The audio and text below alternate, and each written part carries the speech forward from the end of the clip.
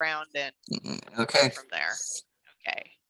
Good morning, everyone. Welcome to the Saturday Morning Mastermind. I'm playing host this week because Samantha is here joining us, but she's working at the same point, earning her hard-earned money that she works for. We are in the new book, Arises. Love that. A Love Revolution That Begins With You by Matt Kahn. And we have a couple other people I think that have dealt with him before through some of his YouTube and stuff, and they seem to really like him. And we are starting in the first chapter, which is uh, beginning your love revolution. And we're going to have Catherine start reading for us. I think we're going to be trying a couple of different ways of what might best work. So this week we're going to have Catherine read for about 15 minutes, and then we'll start a discussion once that time's up to discuss what we thought or what we feel about some of the things that he shares with us. So I will turn it over to Catherine, and she can get started for us.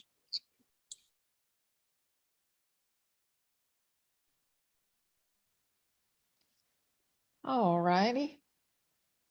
Beginning your love revolution. A new spirituality has dawned, one that acknowledges your energetic sensitivity and unravels every burden by inspiring your deepest vulnerability to come out and play. This is a heart-centered journey of infinite joy and endless self-discovery, rooted in the beauty of compassion and anchored by the embodiment of your highest wisdom. No matter what issues you hope to resolve, your objective within this new spirituality isn't to expand awareness with force, effort, or exhaustion. Instead, this will be an adventure that leads you directly into the depths of your being to the support you have always deserved. With every step forward along a heart centered exploration, the most potent solution to any problem equally reveals the single greatest catalyst to awaken your deepest truth. As you say yes to this invitation, you leap to the forefront of human evolution by understanding that in a universe of endless questions, love is the only answer. For the energetically sensitive soul, looking within is not a matter of becoming more aware, but rather of learning how to be open and accepting of how aware you already are. In most cases, awareness is already fully present, but in a state of hyperactivity that may cause you to be overwhelmed by your feelings and unable to distinguish your own experience from that of others. This can be a painful and overwhelming way to live until you learn how to transform your natural born empathy into a masterfully honed intuitive skill set. When you are energetically sensitive, a modern day spiritual journey is a transition from fearing it all to feeling it all.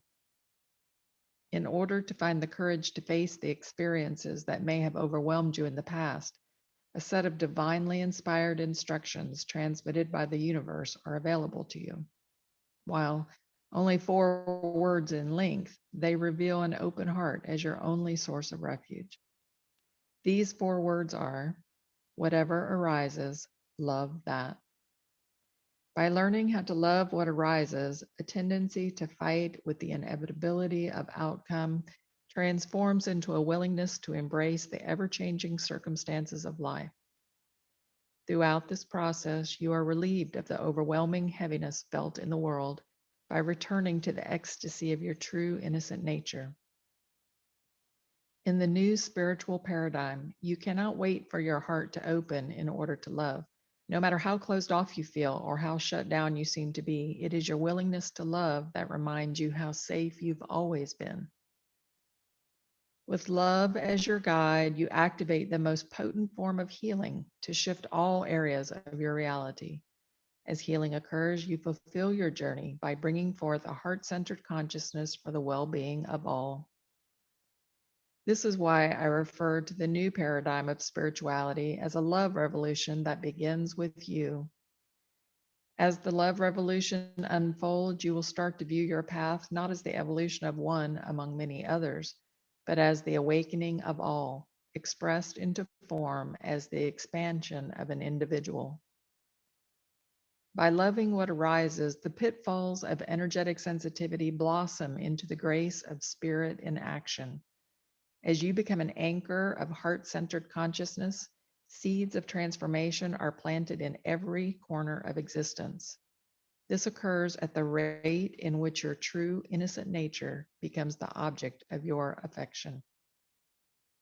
Whether you are here to resolve a healing crisis, discover true joy and fulfillment, or make peace with the past, it is now time to shine as never before and to see how far your angel wings are destined to spread. On behalf of the universe, I welcome you home to a space you never left, to reveal an eternal kingdom that has always existed within you. As this new reality dawns, a timeless truth echoes throughout all dimensions to gently remind you. In every breath you take, love is always here. Throughout any personal encounter, love is always here. No matter what comes together or what is pulled apart, love is always here. In your greatest moment of achievement or even in your darkest hour of uncertainty, love is always here. Whether in the aftermath of tragedy or in the presence of your highest triumph, love is always here. When life is flowing, inspired, and harmonious, and even if it's frustrating, annoying, painful, or inconvenient, love is always here.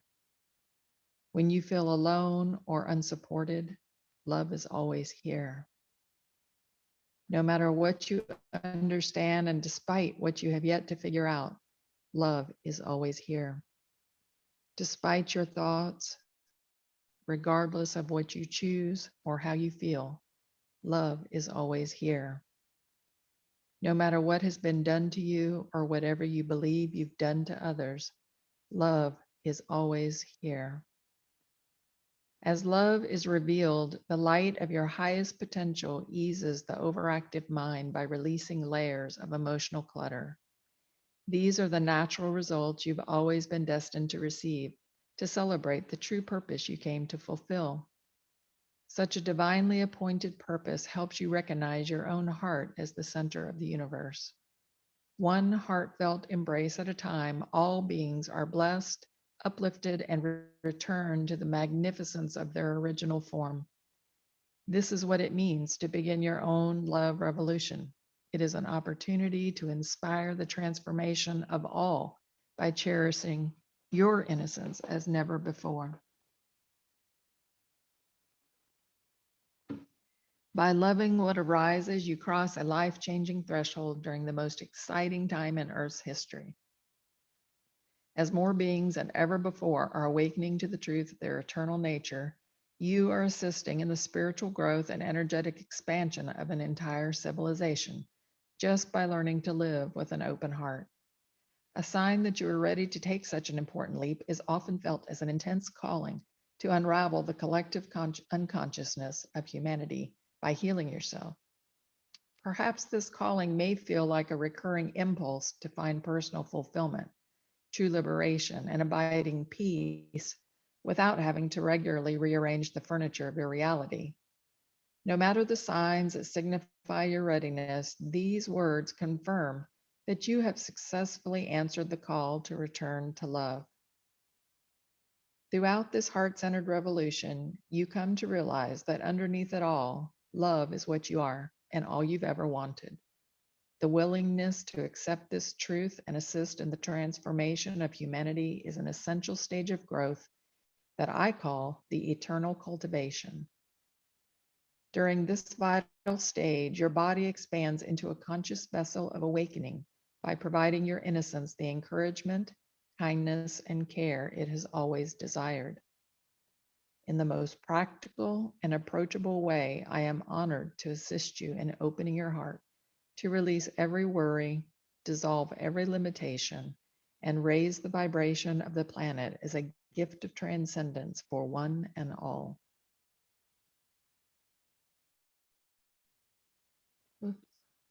Love as the ultimate equalizer. Do you want to stop there or continue?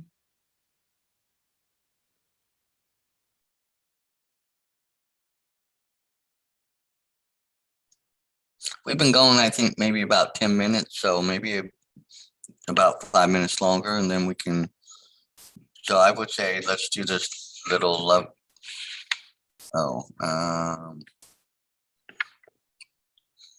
this might be a good place to stop. What do you guys think?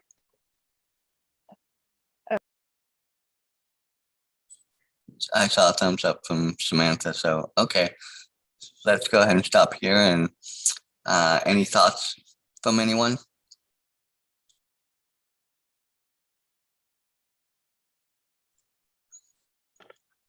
Well, I'll jump out first then. I actually have read the whole chapter, and as I was beginning to read this, for me, I got a lot of analogy, or I cannot say the word I want to say. Analogous. I don't say it right. Thoughts that go back to the book we have done just previously or recently about I am self-love. That's kind of what I got some out of this, going back to returning love. Love is the overarching, and I agree. I think everybody is looking for love, and I love that for themselves is true full essence of what in our own hearts and minds we believe what love should be. I'll be honest with myself. I don't believe I've been loved in the way I feel I should be loved fully yet. I've been loved by people that, care about me a lot, love me a lot. My grandmother and I were very close. My mom, after her passing, I realized the impact and how much she meant to me. But still deep down, I still don't think I've attained or reached that type of love I feel where it's somebody that truly loves me completely, wholly.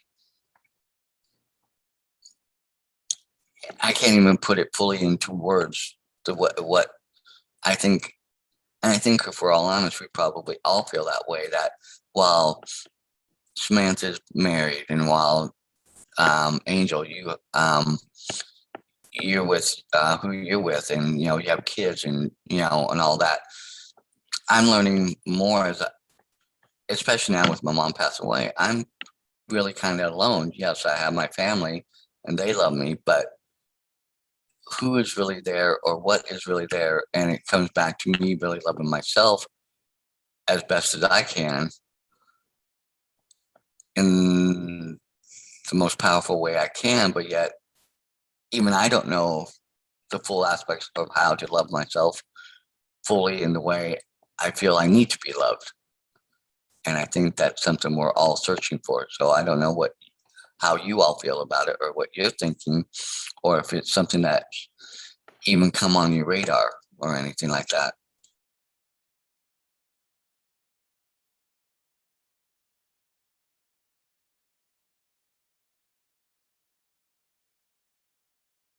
Okay, don't everybody jump out at once. Oh man. I don't know. I had a thought kind of developing and then I kind of lost it. But I kind of agree with you, Dan. I mean, yeah, I found, somebody that loves me for me and whatnot, but I do still, have a hard time trying to figure out, how exactly it is to love me as well too. So it's like he still knows how to make me happy and whatnot, but it's still I still feel like there could be more, but I don't know what it is. I don't know what it is that I don't know about myself, I guess, that would help me love myself better and help him love me better as well too. And I'm still kind of trying to figure it out. And I don't know. I think that's all I had. Like I said, I had a thought and then it just never finished developing. But Okay. I try to figure it out. It's just whatever whatever makes me happy. And being at home with the kids, and I'm still kind of learning this whole the self-love journey and whatnot. It's like, and I've seen, like, and being on the TikTok app, there's also a lot of people who are kind of self-aware in what their traumas and things like that. So they're talking about how they're trying to heal themselves and trying to spread these things that could potentially help other people be happy as well too. So I'm like, and the big one is, loving your inner child and just letting your inner child be super happy, and being a stay-at-home mom, I kind of sit back and watch my kids, like, okay, what is it that they wanted to do and things that they get excited about, and then whenever we're at the store, I'll walk through like the craft section or like the kids craft section, and they have all these like little the little builder sets for kids or like indestructibles or whatever, and I'm like, ooh, and then I'll get it and we'll all sit down and do it. And it's like, I like this, so it's just like, all right, that's another way I can love myself. And then I can share that information with, with the person that I'm sharing my life with, and that would kind of help them. I don't know. I feel like I kind of got off track here. No, I think you made a couple good points there. Is because I think that's something else that we come up across and against is what we're looking for that helps fulfill us and give us that full sense of love and I guess true love, because I don't think any of us really have experienced that yet. We're all searching for that, and it's feels kind of elusive, but at the same point, we find those little things that can give us that glimpse. But then when we have that glimpse of it for ourselves, but then trying to get those around us to get it and understand it and give what we need from them, sometimes it doesn't work for them. And that's the other half of it, trying, and so, trying to learn how it works together and goes through both ways, so that way you can, so like for the people around me that I love, that my brother and sister-in-law and those that are still here, my aunt and uncle, give them what they need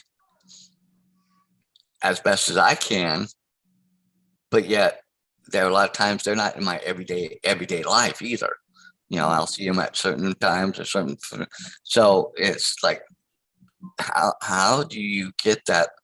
And so going back, I think, again, going back to the other book, I Am Self-Love, I think that's what this is also, learning to use that self-love to love and appreciate anything and everything that arises, and use that and let that, I guess, grow us more or get us more in depth, in touch with ourselves, maybe, I guess,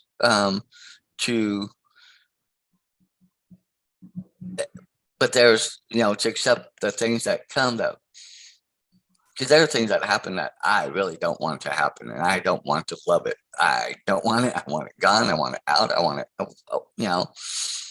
but sometimes I can't change those because it's based on decisions that have been made by me or other people. And so it does have for every, action, there's an equal reaction and, all that. So, it's still trying to figure out and get to that point where, how do you get to that point? And I really feel at times like I'm never going to get there. And even with, I'll be honest, even after reading this book, I probably will still feel like I'll never get there. And I'll feel like, how do I get to that? As he's talked about with that divine love, that, overarching love that I guess encompasses everything. And I still don't feel I have access to that fully. I don't know any other thoughts. Yeah. I understand that. And I think it's also that it's just, I don't think it's attainable. I mean, it's attainable, but I don't think it's self-sustainable by itself. Like once you attain it, I think it's one of those that you have to constantly continue to work at, just like a relationship. You know, in order to keep the relationship happy, you both have to continue to work together to make each other happy and help each other be happy as well. You know, so I think it's like one of those, once you start finding the things or the little things that feel good, that make you happy, that just make you smile on the inside, it's one of those that you have to continuously look for those things, that you seek out those things instead of trying to seek out like the bad things, you know. And with the bad things that do happen in life, it's kind of one of those, it's gonna happen, you know. It kind of like the whole, what is it, Murphy's Law or something, with every reaction there's an opposite but equal reaction. So with the good, there's always going to be the bad, but with the bad, there's always going to be good as well too. Just however you want to look at it will change your perspective. I had another thought and I lost it. But it's like the little things. I keep saying the little things. I feel like the little things are also important in life too, just like the small details that generally people overlook because they're too busy looking at the big things, or they're too stressed out about the big things, you know, like little things like remembering that somebody likes light ice instead of full ice, or like how they like their coffee made in the morning, or like remembering that, every day they get frustrated because they forget to do this. Let me set this out for them, you know. And I know this is more of like acts of service for other people too, you know, but it's kind of like the same thing for yourself. You know, if you notice that you have this habit of doing something every single morning and you forget this, you know, like, okay, well, maybe I should change it up, you know, or maybe, you know, when you go to put that thing in this spot because it's supposed to go there or whatever, maybe put it out in the open so you don't forget it. I don't know. I feel like I'm getting off track again. Yeah, I'm going to leave it at that. I think your mom wanted to jump out and say something. I saw her reach and then she kind of after you. So I'll see if she wants to jump out. Yeah, I can jump out for a second.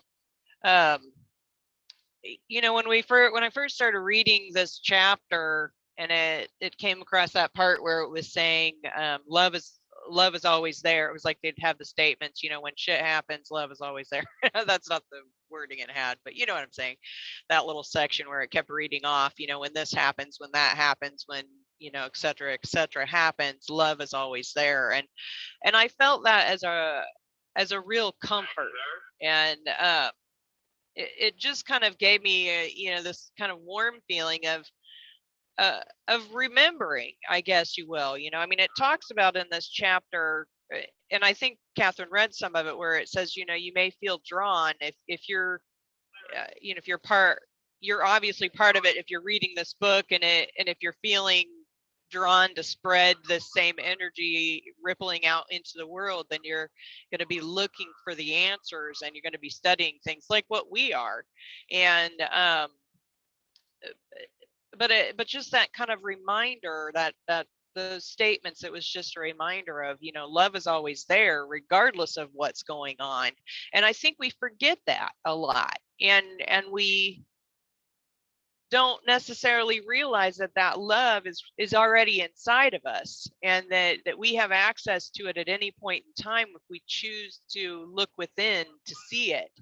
And you know, I've noticed over the years that when I was looking outside of myself for someone else to fulfill me with love, I was always dissatisfied with it, or I always felt like there was something missing from it, or I always was wishing for more, or anything along that lines. And when I look inside myself and explore the love within myself, it's always a fulfilling love.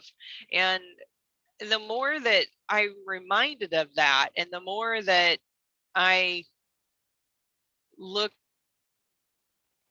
inside for the answers, and we explore these different books, and they give us these different ideas of how to look at things, and it still is pointing to the same thing. It's already inside you. All you have to do is allow yourself to see it, and all you have to, it's like, you know, you know, when when I was growing up as a Christian, they would tell us, you know, all you have to do is open the door to Christ and let him in. Well, I think that it's the other way around. He's already in there. We just have to recognize it. And by Christ, it's love. You know, love is God. God is love, and that's what they've taught all along. And of course, I didn't really recognize it back then. I thought it was like this entity outside myself that didn't have anything to do with me. But as I've grown over the years, I've recognized that it's already there. It's all of us in every way, and all part of us. And we're the ones that keep ourselves from that love. We're the ones that set conditions on it has to be this way, or it has to be that way, or if it's not this, it's not good enough, or if this person doesn't act that way, it's not good enough. And you know, if I don't have love in a certain way, I don't really have love. And we're the ones that make up all those conditions instead of just allowing ourselves to feel the love. Like we don't deserve it. And I think that's the part we're getting to next, is where it talks about deserving the love. And I think we'll be reading more into that in the next time. And I mean, we already deserve it. We're already here. We don't have to do anything different in order to get it. We just have to look inside ourselves and see that it's already there and accept it. Because if we don't accept it and we continue to reject it, and we continue to put conditions on it, then we're never going to feel what we ultimately want to feel. And I feel like we all have this kind of like yearning for this love that we think is out there somewhere.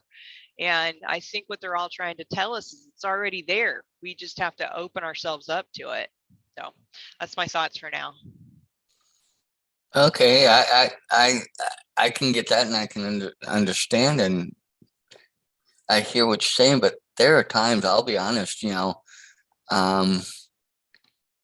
from my background in my life, and I don't feel like I've ever really had the opportunity even to love myself. At times, I've been so focused on so much out there that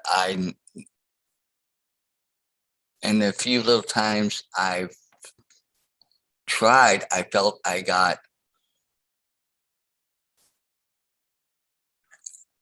I don't want to say admonished, or I just felt that I was wrong in a sense, but at the same point, so then I didn't really actively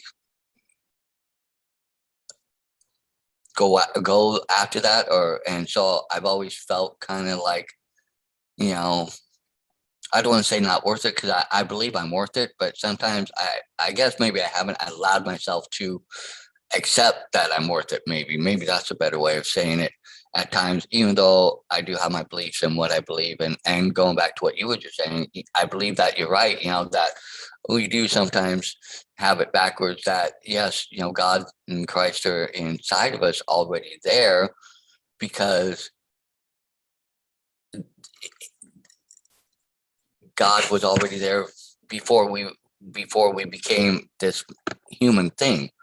You know, there's a verse in the Bible that's to the effect that I knew you in your mother's womb. I knew you before you were.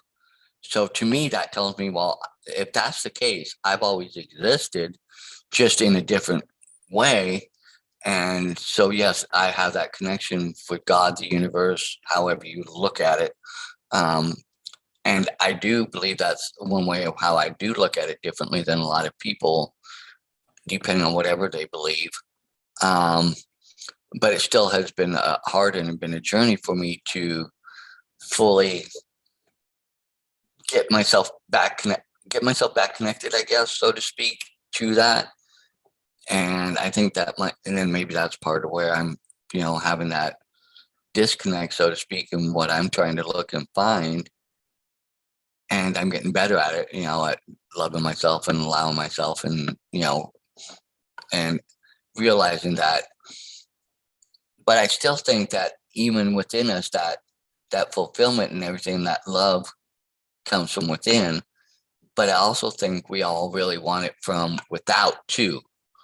And I think that's where the totality and the real encompassing is, when the two meet and they mesh and go together. And I think that's when it becomes more full and fulfilling and rich, and helps further with our purpose and who we are, and help.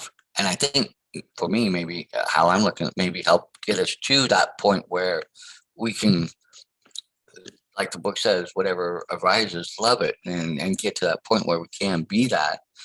But I also think, we don't know all the steps or all the ways, or don't understand, or don't even know, so to speak.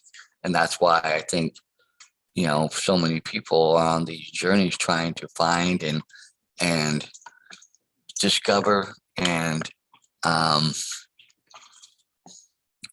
get to that point where they feel that they're on that journey towards that. Anybody, any other thoughts?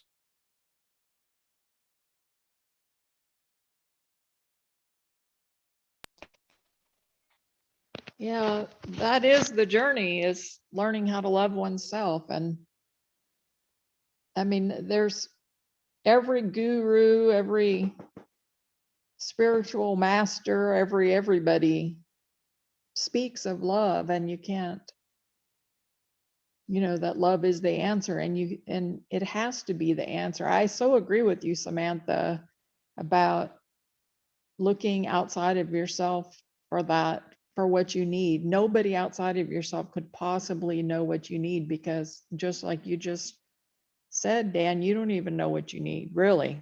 And most people don't. I mean, that's not an oddity. That's the human experience, is learning how to love ourselves. And if you can learn that, and then you can harness your communication skills to actually get someone else to understand those needs and act upon them, then that's freaking fabulous. But I mean, just to get through the first part of figuring out what you need so you can, give it to yourself and heal your own wounds. I've watched so many people try to heal their childhood wounds, going through counselors, and I don't have anything against counselors. Counselors are wonderful, but sometimes, it can just be an ongoing years and years and years and years of talking about the whatever happened, instead of learning how to reframe what happened, because you can't change what happened. But really the only way to, reframe it is through self-love, and going in and giving yourself whatever it was that you needed that you didn't get, or comforting that child that was hurt, or whatever it takes. But it's all inner work. I think a counselor is good to guide you on how to go through a process like that, but just to totally rehash. I think people wind up with PTSD from some therapists, just from like rehashing the trauma over. It's supposed to desensitize people, but it doesn't desensitize everyone. It's kind of like the 12-step program, where they, the first thing they're taught to say is, hello, my name is so-and-so, and I'm an alcoholic. I think that's a horrible thing to reinforce over and over again. And why label yourself that way? Like, label yourself as somebody that has some challenges with life and navigating life. And so because of that, you turn to the wrong thing to try to help the situation, which makes it worse and becomes a bad habit. I mean, that's got a whole different connotation to it than I'm an alcoholic. At least it does to me. I don't know, because I'm not an alcoholic. I don't drink at all, actually. But I think any label, can be harmful. And so this self-love process, I mean, all of the books that we've read from all of the different teachers and masters speak about love, and not being able to love others until you learn to love yourself. So I think that is the journey. That's what we're here to do, is learn how to love ourselves, so that can expand. It will naturally expand out to others, and it will naturally repel others if we don't have that. for ourselves in the same way. Like it has to be there. That's a vibration, and it's, I mean, I'm not saying you can't love other people if you don't love yourself, because I think that's the way most of us go through life. I mean, we love parts of ourselves, but there's a lot of parts we don't love, right? And we beat ourselves up over. So that's what I love about this book is, he's telling you got to embrace it all because it's all there. And if you just deny that it's there or beat up on it, like those are not helpful things. We're about in the next bit that I'll read next week. It has some more mantra-like sayings that I thought were pretty cool. And but there is no one on the face of the earth that can give you what you need completely. They can certainly enhance what you can give to yourself, but you're really it. And because we spend so much time focused on other people and giving them what they need, most of us just really don't have a clue. And that's why I love the book, The 5 Love Languages and things like that, because we really all accept and give love in different ways, but it has to start with the self. I think it's interesting how you brought out the two little things about, how we go through life loving and doing things and putting out for it, but a lot of times we forget about ourselves. But in that, we're also, and I'm not pointing fingers at anybody, somewhere down along the line, somebody somewhere said, well, or made it feel like we had to have somebody else be what fulfills us. And it seemed to have become and ran rampant throughout all mankind rather than the other way around. And so now that's what everybody is fighting. I don't want to say fighting against, but dealing with in that sense.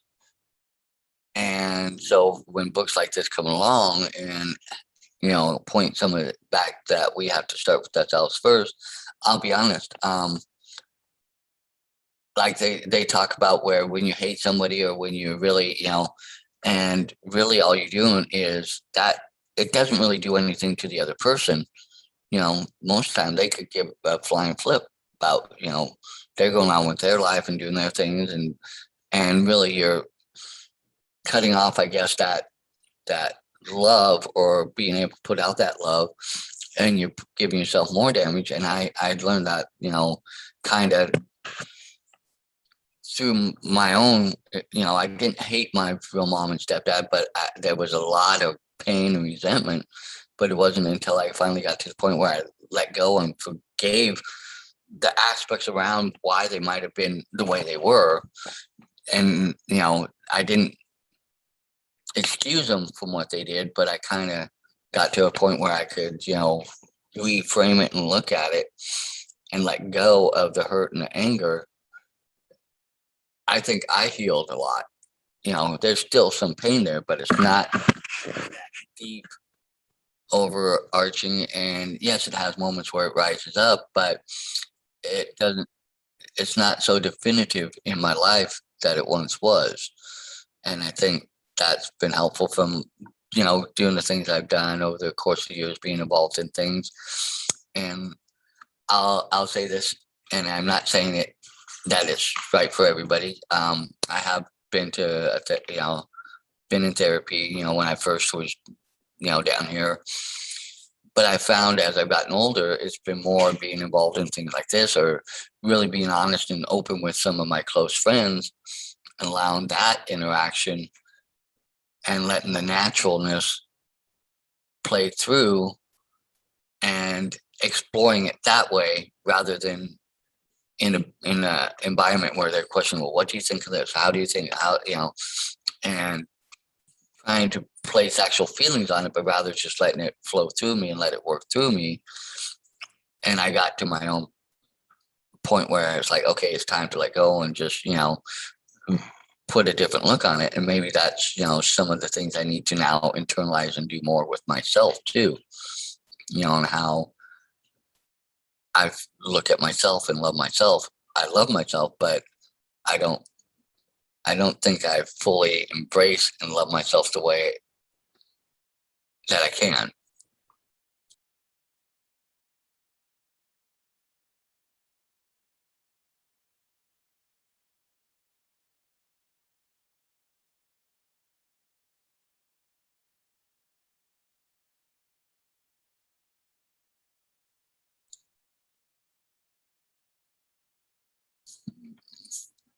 We're just a talkative bunch this morning, aren't we? We're all pondering all these thoughts and all these, what this book. It's interesting how sometimes certain books will kind of make us all stop and not be running so much and trying to say everything. We're kind of going back through and rethinking things, I think, a lot. And that's good to see sometimes.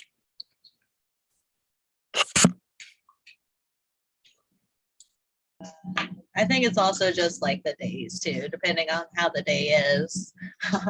Sometimes, some days you feel more talkative than others, like some Saturdays we're more talkative, because sometimes we'll go on rants on barely like a line or anything, or sometimes we won't even get to the book. We're just ranting off. And then there's days like this where we read a good portion of the book and we're like, yeah, that's all.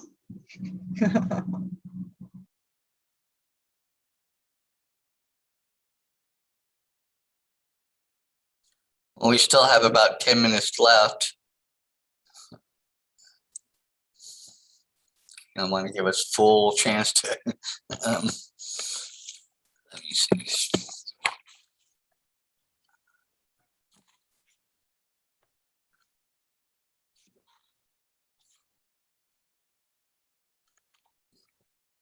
But I think going back to something Catherine said, and even I think we've all said, I do think that love truly is the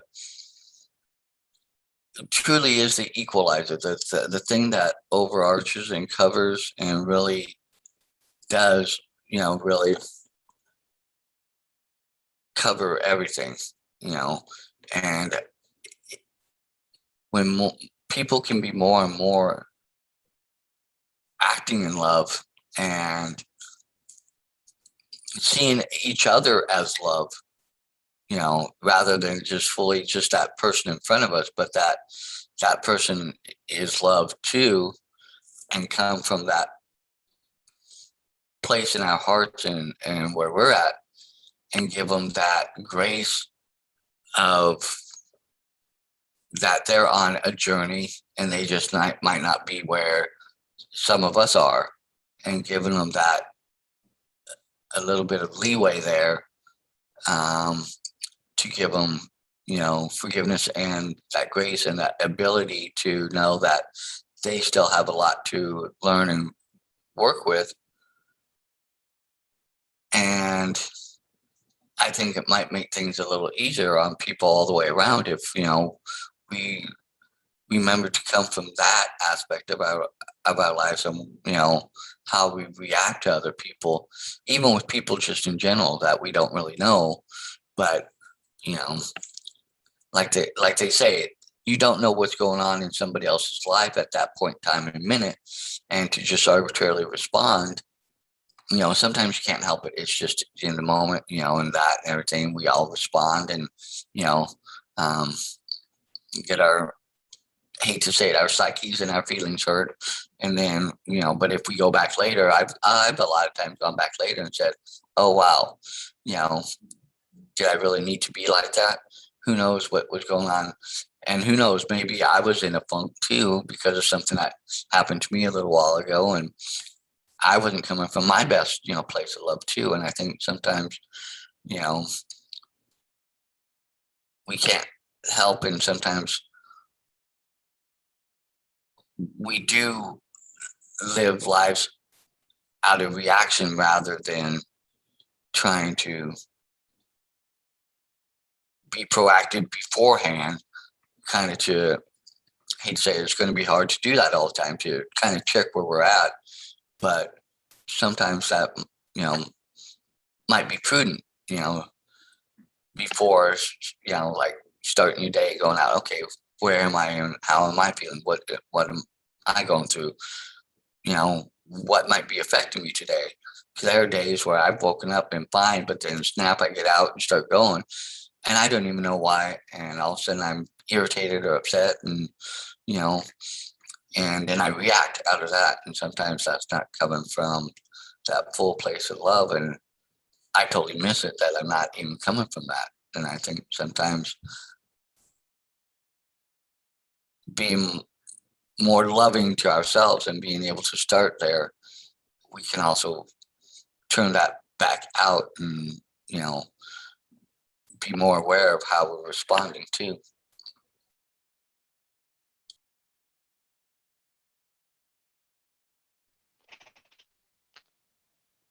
Yeah, definitely. It takes really being aware of ourselves and others, and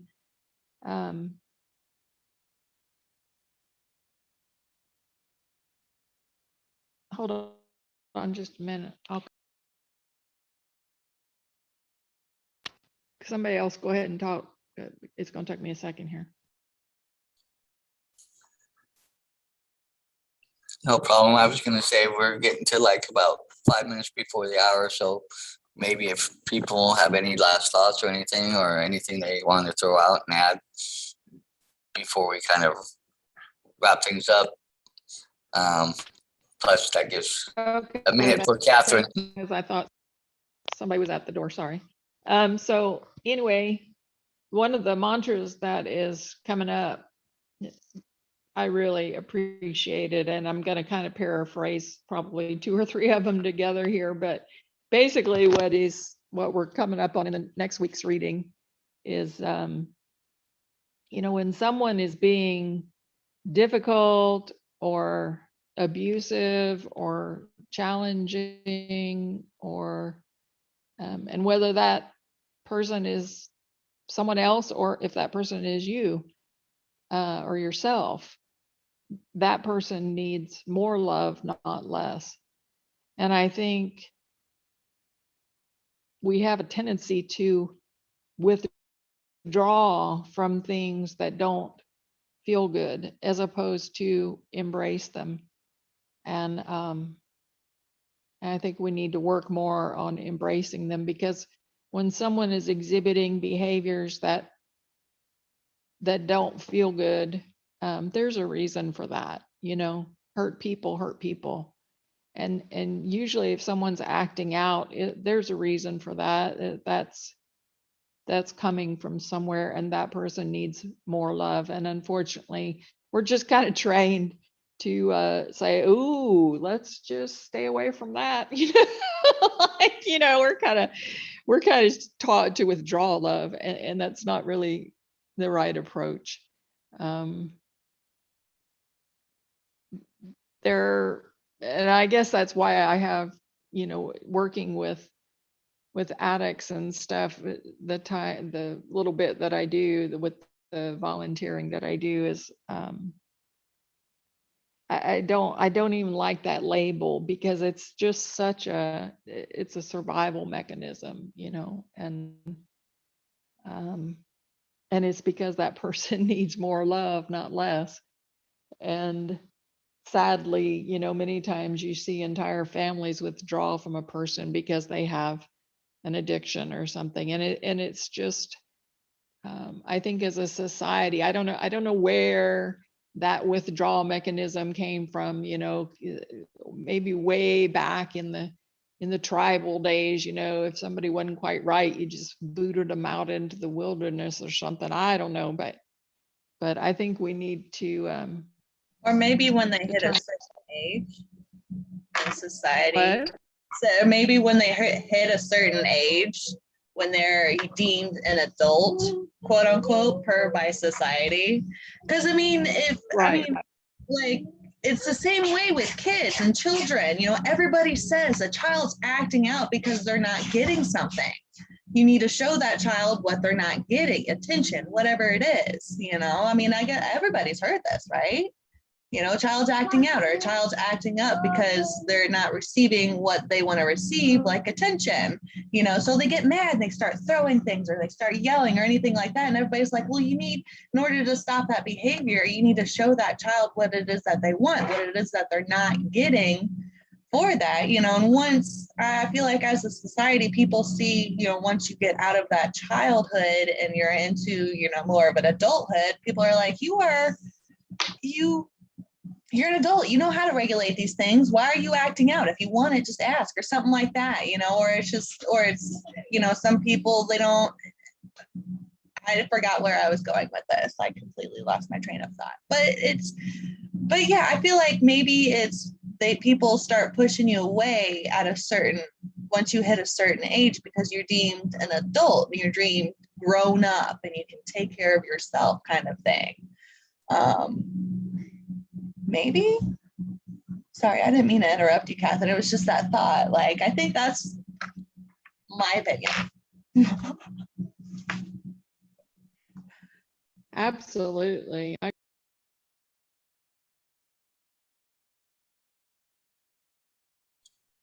Well, I'm going to finish up with this a little bit, and then I think we're like right at 8 o'clock. But I think maybe you made a good point there, and I don't think it's so much that it's a certain age, but maybe certain attributes or certain things, whether a child or an adult. I mean, because there are times where with kids, they'll be doing something, and we'll get on them, or we'll get mad at them or upset, and and it's like, no, they still have not learned how to fully express. So sometimes the only way they can express is through the way that they're doing it.